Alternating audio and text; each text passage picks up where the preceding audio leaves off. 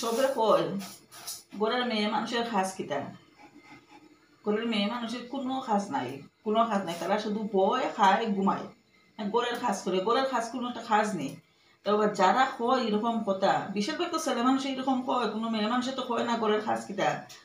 যে ছেলে মানুষে কয় তারারে কইমু তুমি একটা দিন অন্তত ঘরের যত কিছু কাজ আছে সকাল থেকে রাত্র পর্যন্ত যত কাজ থাকে সব একদিন নিজে করিয়া দেখো।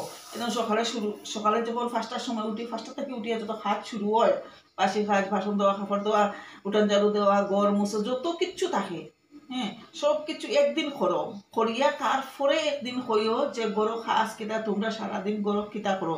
আমরা তো সারাদিন অফিসে যাই, অফিসে থাকি, কত করি, কষ্ট করি, মাথার কাম খাওয়া লইয়া পয়সা রোজগার করি, তোমরা তো দেখো না, কিছু বুঝো না, হ্যাঁ, আমরা কিরকম কষ্ট করি, তোমরা খালি উড়াও।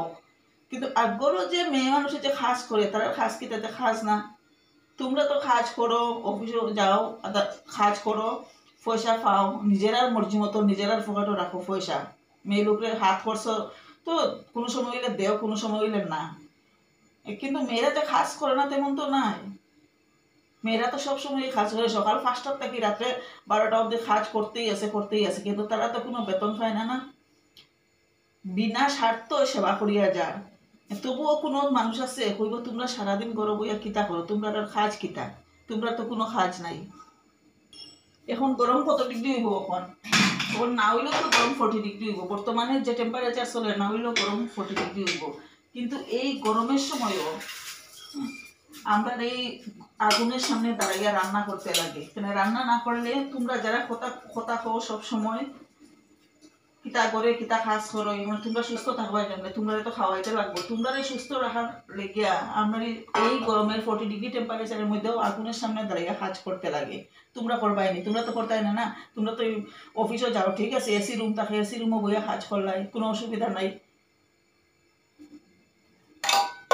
আর যত দুষ হয়ে যায় ঘরের মেয়ে লোকের সময়, মেয়ে লোকেরা কিচ্ছু কাজ করে না, শুধু গরম বইয়া বইয়া খায়, শুধু গরম করে বইয়া বইয়া খায়।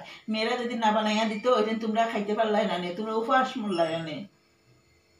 ঘরের মেয়েরা যে অত কষ্ট করিয়া অত পরিশ্রম করিয়া কাজ করে সব কাজে, তোমরা কাপড় দেওয়া, বাসন তো কাপড় দেওয়া পরিষ্কার করিয়া রাখে, তোমরা বাপুইয়া যে বাইরিয়া দিবাই কাপড় ইস্তারি দেওয়া, সবটাই তো মেয়ে লোকে করে।